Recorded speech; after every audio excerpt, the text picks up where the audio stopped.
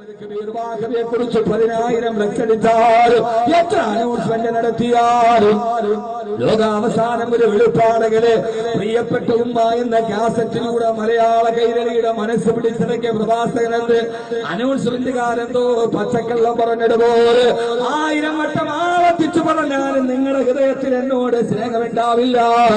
ഏതുവരെ മുസ്തഫ അള്ളാന്റെ റസൂലിന്റെ സുന്നത്തനുസരിച്ച് ജീവിക്കുന്നവര് ഞാനെന്ന് ചോദിക്കട്ടെ. നിലമ്പൂരടക്കമുള്ള ഈ മലപ്പുറം ജില്ലയുടെ മലയോര മേഖലയായ നിലമ്പൂർ ഡോക്ടർ ഷാനവാസ് എന്ന് പറയുന്ന ഒരു 32 വയസ്സുകാരുണ്ടായിരുന്നല്ലോ. അദ്ദേഹം ഹൃദയസ്തംഭനം വന്ന് മരിച്ചുപോയപ്പോ സോഷ്യൽ മീഡിയയിൽ 10,000-കണക്കിന് ആളുകളാണ് ഡോക്ടർ ഷാനവാസിന് വേണ്ടി ദുആ ചെയ്തത്. എത്രയോ ആളുകളാണ് എനിക്ക് മെസ്സേജ് അയച്ചത്, സാറേ ഡോക്ടർ ഷാനവാസിന് വേണ്ടി ദുആ ചെയ്യണേ. എന്താ ചെറുപ്പക്കാരാ, കാരണം എന്താ? നിലമ്പൂർ ഹൃദയസ്തംഭനം മൂലം കാല് സഞ്ചരിക്കുമ്പോ ഹൃദയസ്തംഭനം വന്ന് മരിച്ചുപോയ ഡോക്ടർ ഷാനവാസല്ല നിന്നെ പോലെ മച്ചയുള്ള മാംസമുള്ള വികാരമുള്ള ആ ചെറുപ്പക്കാരൻ ചെയ്തതെന്താ? ആ ചെറുപ്പക്കാരന് വലിയ താടി ഉണ്ടായിരുന്നില്ല, ആ ചെറുപ്പക്കാരന് വലിയ തലപ്പാവുണ്ടായിരുന്നില്ല, ആ ചെറുപ്പക്കാരന് വലിയ വെള്ളക്കുപ്പായത്തിന്റെ വേഷമുണ്ടായിരുന്നില്ല.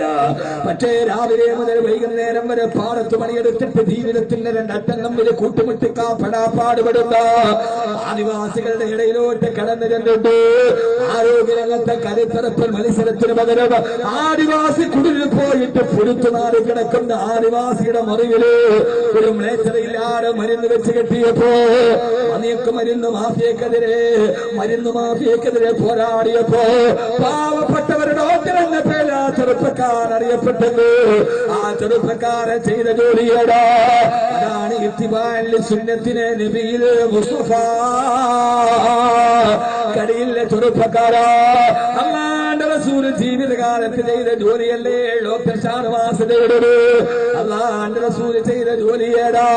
ഫക്കീറോ കി മൽജാ ലൈഫോ കി മവാ യതീമോ കി Valley ഗുലാമോ Ki Maula ഖതാകാർ say there ഗുസർ करने वाला वो अपने बरायो में गमगाने वाला.